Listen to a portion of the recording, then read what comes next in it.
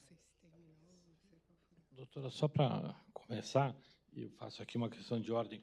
Nós entramos na sala de audiência, nós não estávamos com o celular, eu tenho um caderninho aqui anotando as perguntas que eu iria fazer, acaba a audiência, nós chegamos na sala ao lado, a senhora me pediu se eu poderia abrir o sigilo do celular do Vorcar, e eu disse que não abriria, porque nós tínhamos receio, inclusive, dos vazamentos.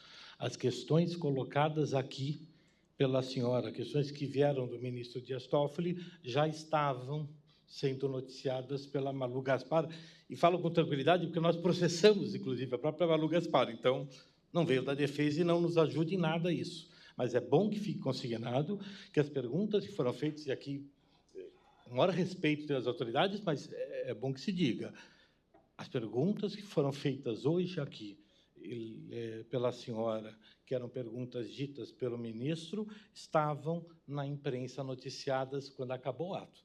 Então, só para deixar claro, e aí, respondendo a sua pergunta, quando a senhora me disse, a senhora abre o celular? Eu digo, tem coisas pessoais. A senhora me disse, mas o sigilo é absoluto. O sigilo era absoluto, não deu, sei lá, 20 minutos, as questões estavam todas ali colocadas. Então, nós já, inclusive, já havíamos pedido a instauração de um inquérito para averiguar os vazamentos. Então, nós vamos relatar ao ministro corrido, deixo aqui consignado, mas esse caso aconteceu 20 minutos depois da audiência acabar.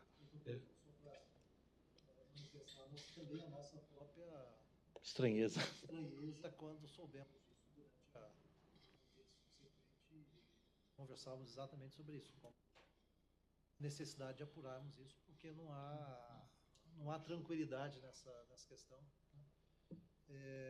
Mas, enfim, é o nosso compromisso, obviamente, e também a nós, e aí, muito claramente, acho que posso falar também pela polícia, e certamente pelo gabinete do ministro Toffoli, a nenhum de nós interessa qualquer dessa divulgação. Aliás, pelo contrário, porque isso nos torna a vida um inferno, né? Claro. Todo mundo, você fica ali pensando de onde sai essa informação, com quem você não pode mais conversar, ou qual é a medida adicional de proteção que nós temos, e isso, no nosso caso, especificamente do Ministério Público Federal, é um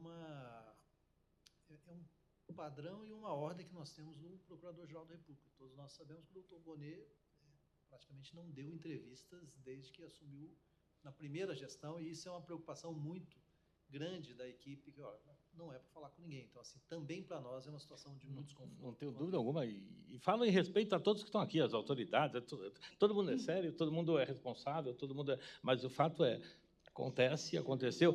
Para a defesa só atrapalha, quer dizer, para nós, e acho que talvez atrapalhe para todos, mas é bom que fique consignado, porque aconteceu. Eu me arrependi de ter pego o celular, porque eu falava assim, mas eu entrego o celular para a polícia para ver que da defesa isso não saiu. O Arcaro nem celular trouxe, que era para não ter o risco de nada. Então, e nós fomos surpreendidos 20 minutos depois de acabar a audiência com esse fato. É lamentável e deve ser apurado, porque mexe com coisas importantes, com a vida de todos nós, eu não tenho dúvida. E conhecendo o doutor Guanet, eu tenho certeza que... Muito obrigado. Imagina. Acho que tá. Só um minutinho. O meu está ligado? Tá. Uhum. Então, a gente vai proceder aqui à cariação com algumas perguntas. A intenção é que seja breve, de fato, com alguns elementos que foram identificados. Eu vou fazer algumas perguntas e aí eu vou passar o doutor Birajara conduzir a maior parte das perguntas, etc. Iniciando, houve uma divergência que nós consideramos muito interessante, enfim, que merece ser explorada, é que o senhor Vorcaro, durante seu depoimento, diz que, a partir de janeiro, a partir da data de comercialização das carteiras da Tirreno, o senhor informou ao BRB que o doutor Paulo Henrique estaria ciente que essas carteiras seriam de originadores, seriam originadas por créditos da Tirreno. O senhor confirma? Não, na verdade, a gente anunciou que a gente faria vendas, né, naquela ocasião, de originadores terceiros. A Tirreno, nem eu mesmo sabia naquela ocasião, se eu não me engano, que existe que o nome Tirreno, né? Acho que a gente chegou a conversar por algumas vezes que a gente começaria um novo formato de comercialização, que seria de terceiros, carteiras originadas por terceiros e não mais originação própria. Então, o senhor avisou, então, que seriam carteiras originadas por terceiro. Sim, eu não me lembro a data específica, mas a gente chegou a conversar em algum momento que a gente teria essa comercialização desse novo tipo de carteira. Senhor Paulo Henrique, gostaria que o senhor comentasse essa afirmação. Meu entendimento, que eu coloquei aqui mais cedo, é que eram carteiras originadas pelo Master, que haviam sido vendidas ou negociadas a terceiros e que o Master estava recomprando e revendendo para a gente. Não tem essa informação de ser revendida pelo Master. Eu sabia que eram carteiras naquela ocasião dos mesmos originadores que faziam originação para o Master, ou seja, era um ambiente já de clientes que faziam parte do nosso ambiente ali do Credit System, mas não especificamente que tinham sido originados por nós. Mas quando se apresenta a carteira para a comercialização, esse documento de origem também não faz parte do portfólio de documentos entregues à instituição que vai adquirir? Qual documento de origem? O originador do crédito da carteira, por exemplo. Eu não conheço no detalhe o procedimento da originação, mas eu acredito que quem fez a originação na ponta não é uma informação que está nos procedimentos, até onde eu entendo, não faz parte. A documentação não. Normalmente a gente recebe uma planilha com a lista de todos os créditos, CPF, data de originação, valor, taxa, todos esses parâmetros, órgão conveniado e um conjunto, uma amostra de contratos e de comprovantes de averbação. Essa informação. O risco no final é o cliente da ponta final. Então, quem originou, como eu falei inicialmente, não é relevante no processo de risco. E quando o senhor foi perguntado explicitamente, ou o senhor, a sua equipe, foi perguntado explicitamente em algum momento pelo BRB quem seriam as originadoras? Porque o senhor fala que já tinha falado desde o início, e o doutor Paulo Henrique ele vem aqui e nos traz a versão de que houve esse encaminhamento de uma pergunta específica para o senhor, para a sua equipe, de quem seriam os originadores daquelas carteiras que estavam sendo compradas ali no mês de janeiro, fevereiro, e que a resposta obtida é que elas teriam sido originadas pelo Banco Master.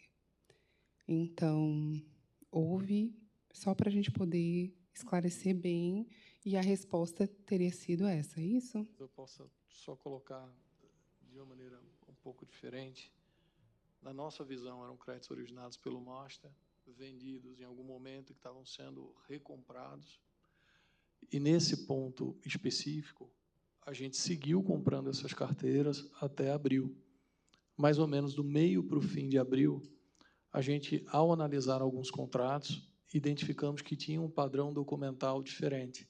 E, a partir daí, é que a gente começou a questionar quem eram os originadores específicos. E aí, ao longo do mês de maio, recebemos a informação de que eram créditos originados pela Tirreno. E quando a gente fala originados pela Tirreno, não significa que foi a Tirreno que produziu o crédito. A Tirreno, na verdade, era uma consolidadora. A gente, logo depois, nesse mesmo pacote, recebeu a lista dos 20 correspondentes bancários que eram os originadores que submetiam a Tirreno e que dali subiam. Acho que em relação a esse ponto, as versões estão postas, né? Há um outro ponto que também bastante, aparentemente, controvertido, que diz respeito às substituições.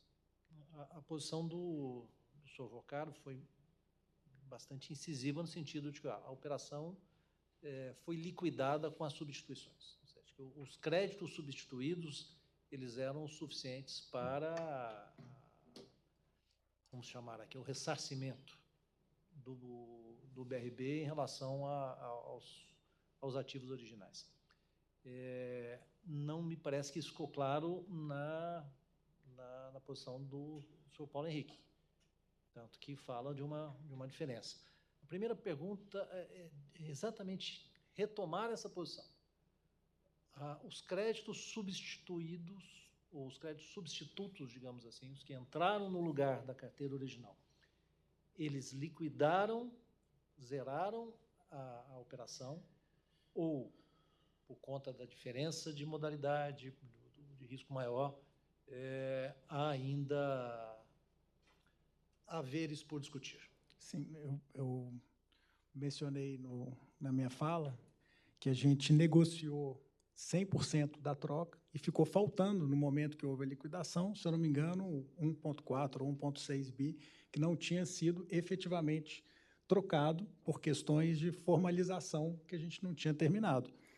Mas a gente tinha, já desde o início desse procedimento de troca, já prestado garantias que supriam ou superavam esse montante que não foi concluído, e não foi concluído por motivo da liquidação do banco e tudo que aconteceu. Acho que a gente disse as coisas de uma maneira diferente, mas que vai chegar na mesma conclusão. Ou seja, dos 12 bi 700, tinham sido substituídos 10 bi 200. Tinha 1 bilhão e 600 de treasuries em processo de liquidação e existiam 9 bilhões de garantias adicionais.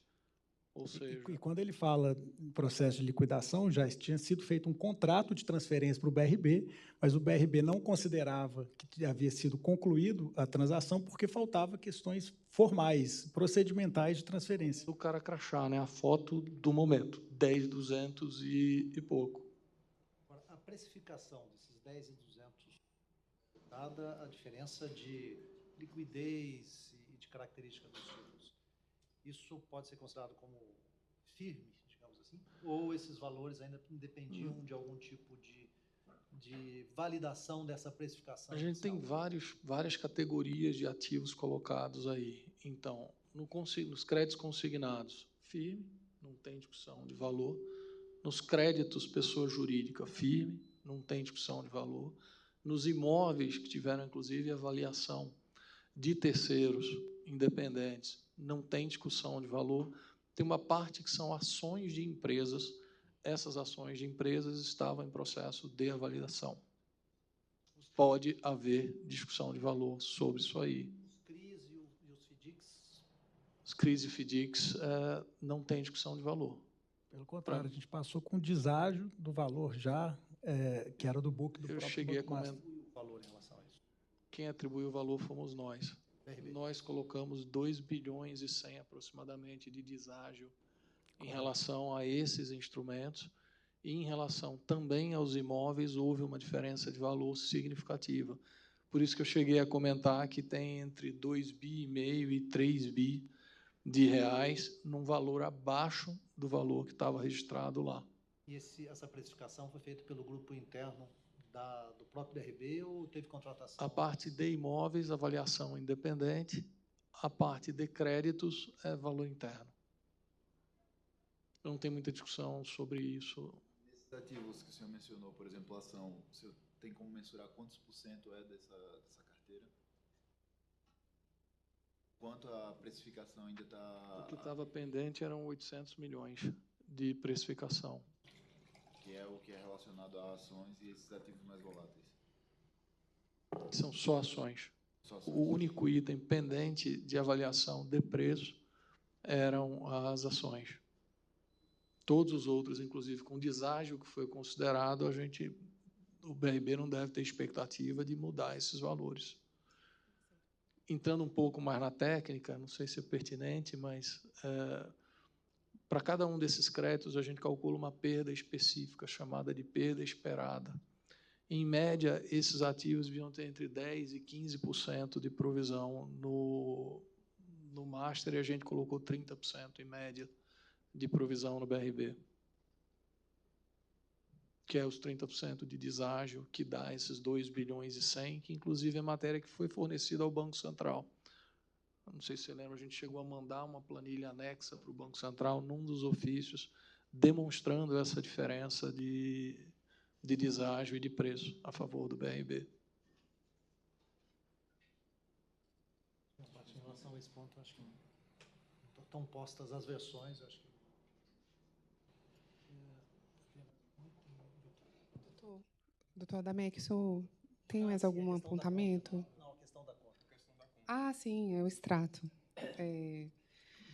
O extrato, doutor Vorcaro, o senhor afirma que pagou, fez o pagamento pelas carteiras junto à Tirreno, os 6 bilhões, né? O senhor fala que é um extrato que reflete um valor de pagamento real pelos créditos que foram adquiridos junto àquela originadora.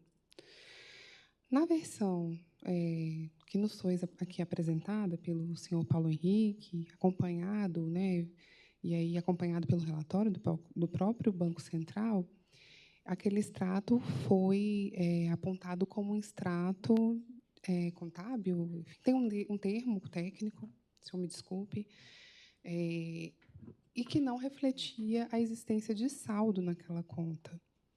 O senhor mantém a sua versão? Claro que eu mantenho. A gente fez uma conta transitória, a gente não registrou a venda, como eu disse. A gente não pagou nenhum real, eu mencionei isso claramente, a gente não foi pago nenhum real para Tirreno, mas sim, quando a gente recebeu os valores da venda, a gente deixou numa conta que era uma espécie de conta escro, Então, que o era a senhor conta não reserva. pagou pelos créditos da Tirreno? O senhor está falando que não pagou? Não, a conta ficou numa conta escro, né? O mas pagamento seria quando a gente transferisse da conta reserva ali, que era uma Mas conta então o senhor não remunerada. pagou nada pelos créditos, é isso? Não, não pagamos, a gente não chegou a Você performar. pagou? Ah, não, você não pagou, então. Não paguei. Ah, não pagou. Ah, não, então pagou. é porque eu entendi que o senhor tinha falado que tinha Não, pagado. se eu falei isso, se eu dei a entender isso, foi errado. Tá. Na verdade, uma das diligências que a gente mostra e que eu fui claro que a transação não se concretizou com a Tirreno foi que a gente não pagou nenhum real pelas carteiras. Então, o senhor não pagou nada Nenhum mesmo pelos real créditos. para a Tirreno. A Tirreno não teve O senhor nem... só recebeu, então. E aí, esses 6 bilhões que o senhor iria pagar a Tirreno, o senhor ficou no banco? A gente ficou, né, e registrou nessa conta reserva. E aí, que era uma conta remunerada da Tirreno. E aí o senhor entrou... Mas esse dinheiro ficou no banco, então? O senhor Claro. não devolveu para o BRB? Não, peraí. No recebimento nosso, ele entra para a reserva do banco e é registrado dentro de uma conta remunerada, que era conta de propriedade da Tirreno. No momento do desfazimento, troca da operação, a gente teve alguns modelos. A gente teve casos que a gente recomprou a carteira e pagou o BRB, e o BRB foi lá e comprou algum ativo, e teve casos que fez a troca. Eu não me lembro operacionalmente em quais os casos ocorreu isso, mas teve os dois modelos, né?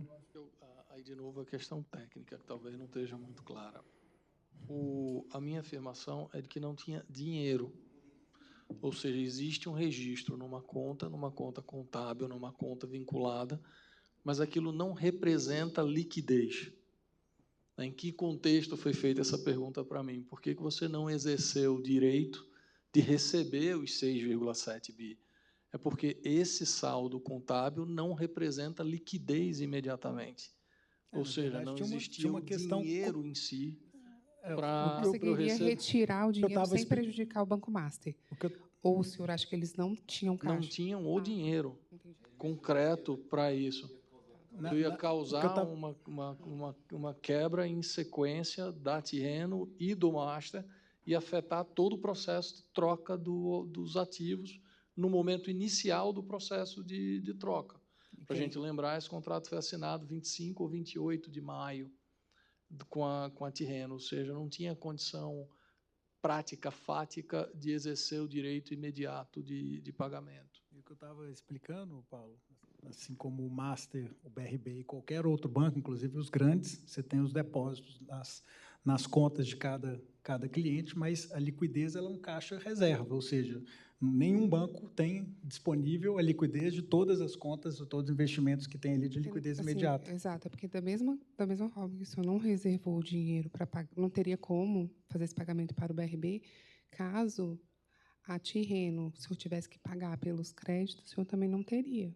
A gente, como eu disse, até o dia 17 de novembro, a gente honrou todos os pagamentos, todos os resgates do banco. Óbvio, com dificuldade, com planejamento, porque a gente estava vivendo um momento ali de crise de liquidez, mas, sim, a gente, no momento inicial, obviamente, quando a gente ainda estava em tratativa, existia o planejamento da fusão ou da aquisição do BRB que estava adquirindo o Banco Master, mas, independente disso, assim como a gente honrou os outros pagamentos, e honramos, nesse caso, também com o BRB, por meio da venda de outros ativos, a gente com certeza iria honrar.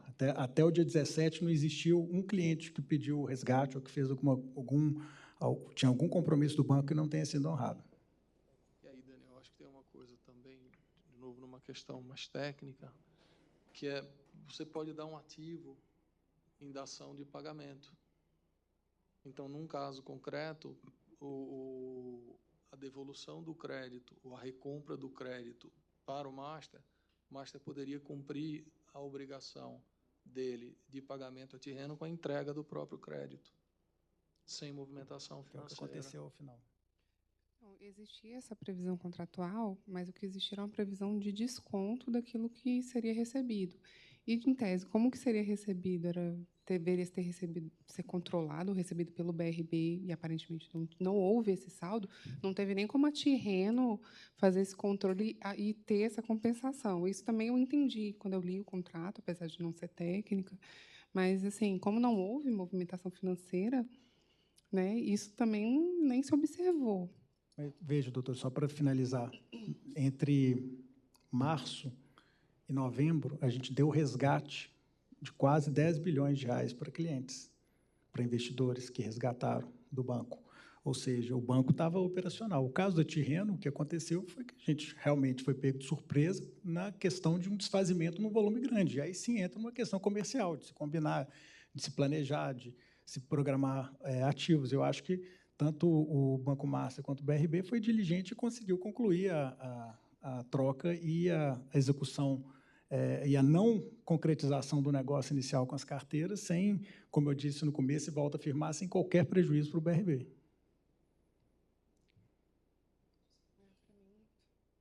Eu preciso só esperar o doutor Adamec voltar? Não precisa, não? Pode, não precisa, não? Então, eu agradeço a participação dos senhores nesse último ato. A defesa tem algum ponto específico que queira, né, abrir para os doutores? A defesa não... Então, desculpa, mas, enfim, eu acho que é sempre bom abrir uma... Pendente são as questões operacionais do retorno do seu vocário a São Paulo. Sim, aí eu até já expliquei qual foi a decisão do... Autorização para se permitir... sim, o ministro já deferiu que o senhor passe, né, faça o pernoite na casa do senhor, né, já que o senhor tem uma residência aqui em Brasília, e amanhã vai ser feita vai ser comprada a passagem. Um pedido novo, eu estou, na verdade, por necessidade familiar, eu preciso voltar. Então, eu acabei estando com um voo que me leva a São Paulo. Então, eu já questionei o ministro se ele poderia ou não. O ministro já respondeu. Sim. Ele disse que não pode ir no voo particular, que ele deve ficar aqui na casa dele e amanhã ele vai no voo de carreira junto com a escola. Obrigado. Então, está respondido. A gente vamos providenciar todo... Eu vou até já começar, a gente vai comprar as passagens e... Vamos fazer um ofício ao de cor, né? Por André, sim. comunicando ele e aí as providências cabíveis, tá bom? Tá ótimo, então. Tá. Obrigada. Doutor, o senhor tem mais algum aspecto? Pode encerrar, né? Então, tá. Eu agradeço. Bom ano novo para todos. Obrigada, doutor.